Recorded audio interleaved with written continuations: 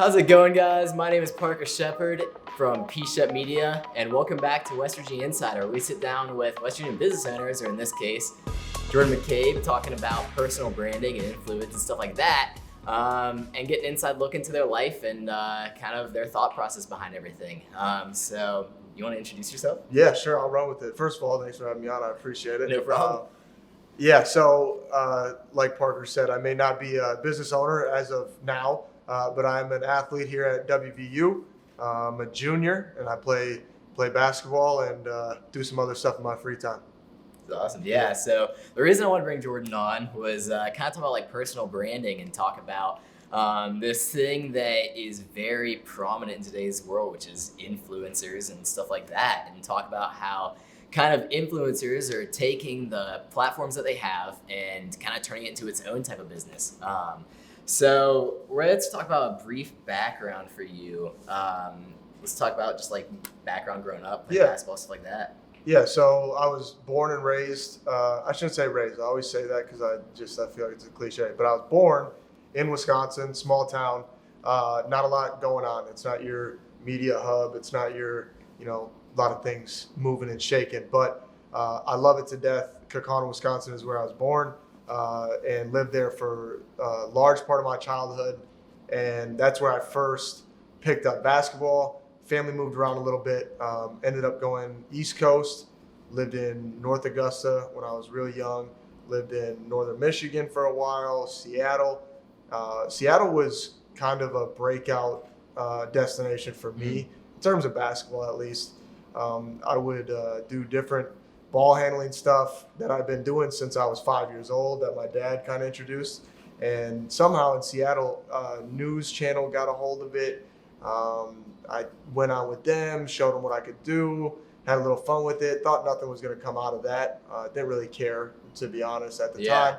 But then one thing led to another, and I ended up on the Ellen DeGeneres show, which is pretty crazy. And I think, now it's more of a kind of a little subtle jab or, kind of a joke, at least for my teammates and stuff like that I was on the Ellen show because it's kind of funny. Yeah. I looked funny at the time when I was doing it, but that was kind of like, okay, my first introduction into anything that scale, media-wise, television, speaking, all this kind of stuff. And I just took it and ran with it. I had fun with it. I never thought about it.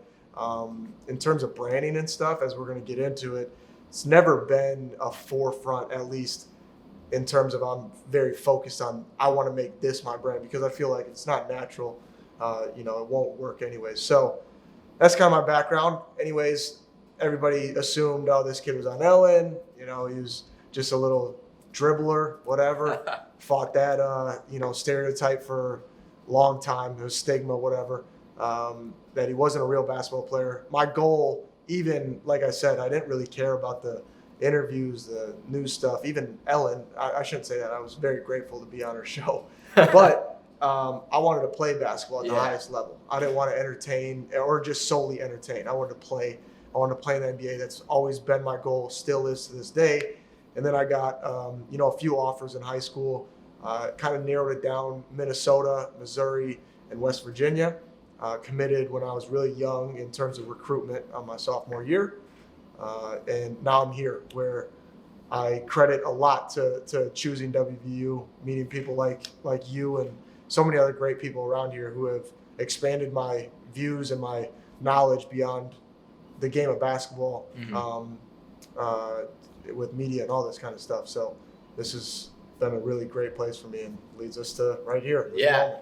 How has your view of social media changed over time, growing up and then gaining a following, and what do you see as the future of you with social media? No, it's dangerous. It's really dangerous. And I couldn't agree with that statement more. At first, not even at first, everybody has this preconceived notion that social media and this is my chance to get famous and do this, but there are so many pitfalls and dangers, honestly, to it mentally. And I worry about even my kids growing up in a generation where, we were at the front end of it.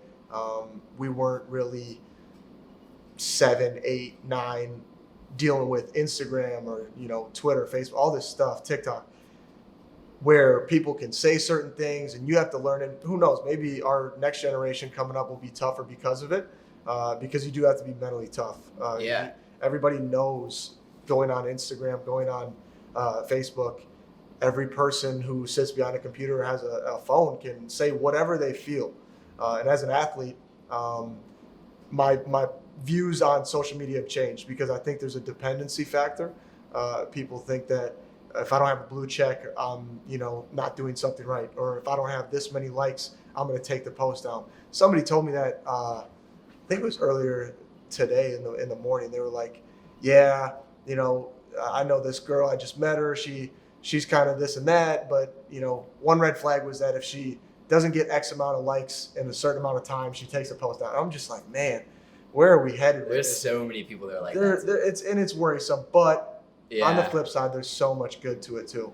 I've met so many different people and created so many different relationships, and essentially started my own thing. It's not a business. I have a podcast, a YouTube channel, and I do stuff. Started to kind of become its own brand. Yeah, it is. Sure. So what was kind of like your inspiration to start the podcast and your YouTube channel and stuff now too? What was kind of like your inspiration to get into all that? I love podcasts because it finally gives you a glimpse, and it can maybe even fight some of this idea that these people who are famous, not that I even consider myself in that realm, but you think of these famous people and you don't see them as people. You see them as perfectionists, and you watch let's say a movie star, you watch their movie and they're perfect the whole way through. Yeah. That doesn't mean while they were shooting they were perfect, but podcasts let you see everything. Yeah. They let you see the ums and the stutters and the stop and I forgot what I was. Okay, it's a human. Okay. Yeah. So Matthew McConaughey goes on Joe Rogan, great example, or even Elon Musk, and he's smoking a joint with Joe Rogan. And you're like, okay, Elon Musk is a real human being. He's not a robot. Yeah. He's done this. He's had mistakes, and he's done so much great stuff. Even though, which is the cliche of what's wrong with social media, we only see the positives. Everything is posted in a positive very light. Filtered. Yeah. And you kind of get to decide what pieces of your life you get to show and what pieces you don't. Yeah. So in a winded answer, I mean, I started a podcast because I wanted people to not only see the whole real Jordan and me, but also my guests. I just had one last night with Ron Artest, Meta World Peace. Basketball fans out there will know he was an exceptional player, defensive player of the year in the NBA, played with Kobe, won a championship, all this stuff. And he comes on there, and the first thing we talk about is Buddhism, which is his religion. So he tells me all the pitfalls of his own life and why he turned to that. And I thought that was just so cool listening to him. And I'm like, this is why I want to start a podcast. Yeah. Or why I did. That's awesome. So, yeah. So let's talk about kind of get into more of an influencer as a business side. Now, we've seen a lot of influencers we've talked about this before also, build businesses and start clothing brands and stuff like that. Is there anything like that you've thought about trying to do or want to get into, or at some point in your life do you see yourself kind of building a business and kind of promoting it through your own social media platforms and stuff like that? Yeah. I can't remember if you turned me on to Nick Bear? Yeah, Nick Bear. You turned me on to his whole business, which is this supplement business, yada yada. He does marathons, and really, I've always thought you have to have something extremely crazy going on in your life, and I think everybody thinks that. That's the biggest thing is why people don't do it. I would assume is A, I'm afraid of what people might think, and B, I don't have anything interesting in my life. But Nick Bear, whatever, I don't know how to say his last name. He's somebody who took his life, and a lot of people run marathons, do Ironmans. Yeah. But he documents it and brings you along this really cool journey where you feel motivated. And that's my biggest thing is I want to impact people like that. But he also has the business side of it, which he just has seamlessly merged with his social media and his brand. So yeah, definitely something I've thought of doing. I'm not sure what my business looks like yet. I actually think in the future, it might look like what I love to do is play basketball. What I love to do is impact people. Yeah. So that kind of equation leads me to training youth. I've always loved, working with kids, introducing them to the game, something that I'm forever grateful for, which my grandfather and father did, but on a massive scale. So I want to do it through a training program, and we had talked about this last week. Yeah. Where I can maybe start my own business, even on the side, once I get everything taped and recorded, where it's me taking kids through drills essentially. And I don't want to get too much into it because I don't really know where it's going to lead, and I don't want to give some other. It's going to start with idea somewhere. Right. So yeah, business is definitely a thought. It's back burner right now. Yeah. Just because front burners are full go on being the best basketball player I can be, but yeah, definitely a multitasker in that way. Yeah. And so one thing that's huge with anybody that has influence is kind of like brands reaching out and offering to pay them to kind of like post about their product and stuff. Yeah. But that's something that athletes in the NCAA rules, they're not allowed to do. Yeah. So what's kind of your take on that? My take on it is the rule is outdated. It's extremely outdated. And people get all up in arms when they hear about athletes being paid. But my concise stance on it is the rule of not being able to profit off of your name, image, and likeness was pre-social media. Mm-hmm. And it has not been amended since for whatever reason. It would be equivalent to telling a engineering major that they couldn't have a startup from their garage. Well, we wouldn't have most great companies in America if that was the case, because you told that engineering major, you're in college, you have to just focus on this. Mm-hmm. So what athletics do and NCAA does is suffocates the entrepreneur, suffocates the creator, suffocates the influencer in all these athletes. And there's so many people I meet that are way more than athletes. And I think that's what makes the greatest athletes in the world is the Kobe's, the LeBrons, the Michael Jordans are way more than that. They have way more to offer, and they don't really get to expand on that until they've reached the highest level. Yeah. But if you're telling me in the NCAA that there's no people that can really impact others in the world, if you give them a platform and allow them to monetize it, you're crazy. There's plenty of athletes out there. Yeah. Have you had brands reach out that you've had to kind of turn down that have wanted to work with you, and you're just it's just just have to tell them that you can't. I can't. I just say, the NCAA is supposedly, as of 6 months ago, it came out, they're going to vote on this name, image, likeness, and they were going to do it in January, but it's now, the 19th, 20th, whatever, 21st? It's getting toward the end of January now. Nothing. So you haven't heard anything, and the NCAA, for whatever reason, has always been a drag your feet organization. Yeah.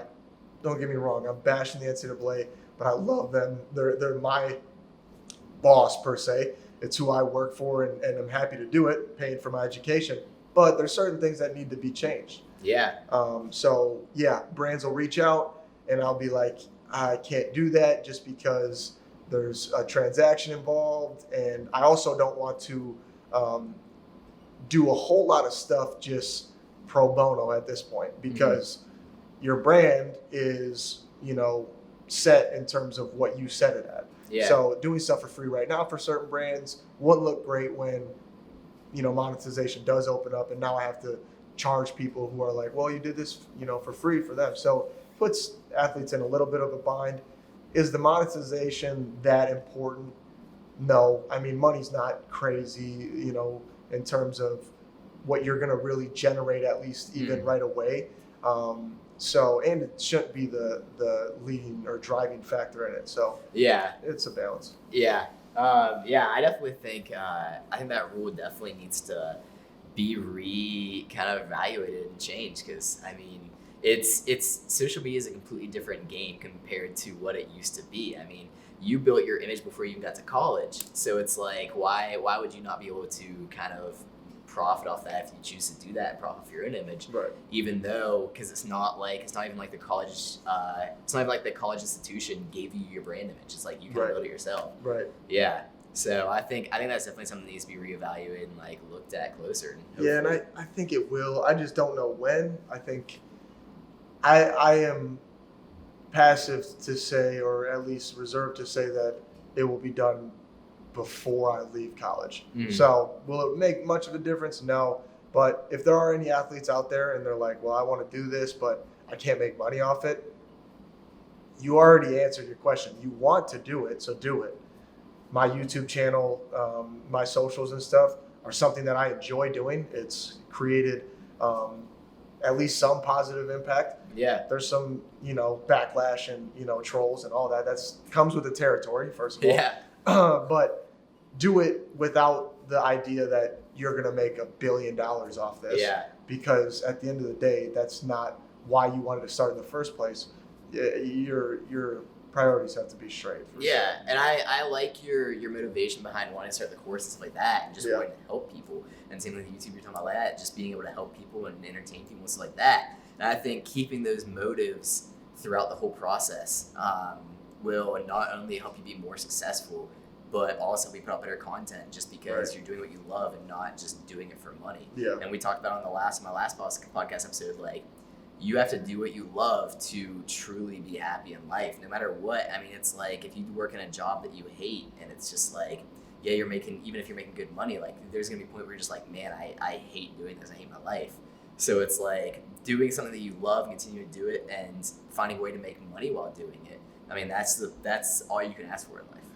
It's funny that you kind of bring us here. Did you see the snippet of, I want to say it was Jim Carrey, and he was talking about like doing what you love and money and this and that. I think it was like a commencement speech. Did you see it? I have to send it to you. But I saw it last week, and Jim Carrey, he put it like perfectly.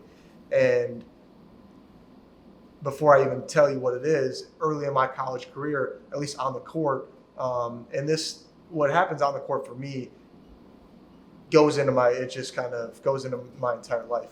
And being more passive and reserved because X, Y, and Z person wants you to be more passive and reserved, and you should do this and do that, trying to make you somebody different and take the less risk route just in terms of how I play, didn't get me to where at least I want to be right now. And then I listened to this snippet, I think it was on TikTok of all places, Jim Carrey, of all people, who is, kind of off the wall, says in like the most serious tone, he said, if I can tell all of you one thing, it would be do what you love. And that's a really simple cliche thing, but let me tell you a story. My father, Jim Carrey's father, who he was talking about, loved something in the art. I can't remember what it was. He loved doing this, but he chose to do the desk job, the 9 to 5.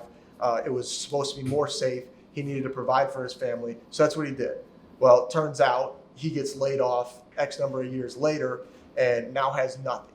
Mm-hmm. So Jim Carrey says, the way I viewed what my father did, even though I love and respect the fact that he wanted to do that for us, shows you that you can fail at the passive route. So you may as well do what you love. Yeah. You know what I'm saying? If you're going to fail hard. If you're going to do something, do it all the way, do what you love. So I thought that was really, really cool. And that kind of speaks a little bit to not worrying about the money or this and that. Just do what you love, because you can fail either way. Yeah. If you're going to fail, be aggressive, be, persistent, be assertive, do that. Yeah. And I think doing what you love regardless, I think just doing what you love and going all in on it and giving your best, and I think the rest will just follow up after it. Yeah, 100%. Yeah. 100%. Do you have any advice for anybody that wants to get out and get into kind of playing basketball, or maybe like impacting others through social media or anything like that? In terms of like impacting others on social media, I think my biggest advice to anybody would be kind of tracing back to just doing what you love. I think so many people will see so-and-so who's famous on this app or this app and try to do that. Mm-hmm. Be you. At the end of the day, like I said, be you and go all in. Yeah. And it's difficult because people find every excuse of why not to do something, right? They find every way to say no. I would challenge people to say yes, either to themselves or to other people that may be discouraging or this and that. There's going to be people who don't agree with what you're doing. There's going to be people who hate. There's going to be people who try to push back. I think the biggest thing that you can do is try to say yes as many times as you can. Because at the end of the day, I mean, it's as cliche as it gets. You only get one chance at this. Yeah. So that's be my advice is if you're gonna fail either way. Yeah. You may as well be aggressive while doing it because nobody really remembers the passive failure, the one who took the safe or easy route. Yeah. You know what I'm saying? They don't remember those failures, but they remember the people who gave everything they had, might have failed 3, 4, 5, 6,000 times, and then hit one time. You're not going to hit going the passive route. Yeah. It's awesome. Well, do you have any last thoughts or anything? Any last statements or anything you want to say? No. If anybody out there is watching, tune into my YouTube channel. It's just my name, and this is the guy who edits my videos, which is part of the reason they do so well, at least in my eyes. Once again, see, I get like, I don't know, 20K average views. Yeah, you're doing pretty good. Logan Paul gets 20 million, but if I'm looking at Logan Paul all the time, I'm like, well, man, I should quit. But I was just talking about that with somebody today. Is just comparison. It's just like, that's the other danger. It's the other danger. Like, I love the statement that comparison is the thief of joy, because it's true. It is. And so yeah, I think just focusing on you and just focusing on just creating the best version of you is the best route to go, and not comparing yourself to other people. Yeah, I'm no motivational speaker, but I'm gonna need those clips of the last part. I just liked how that conversation rolled. So, with you? Yeah, I'll get those to you. Awesome. Cool. Well, make sure you check out Jordan's YouTube channel and podcast and Instagram and all that. We'll link it all in the description. Or don't. I don't care. we'll have it there. So yeah, thank you guys for watching or listening. If you're listening to this on whatever platform you're listening to it on, and if you guys like this episode and found it beneficial or know somebody that would like this episode, share it with them. Post it on your Instagram story, tag us, let us know in the comments and give it a like.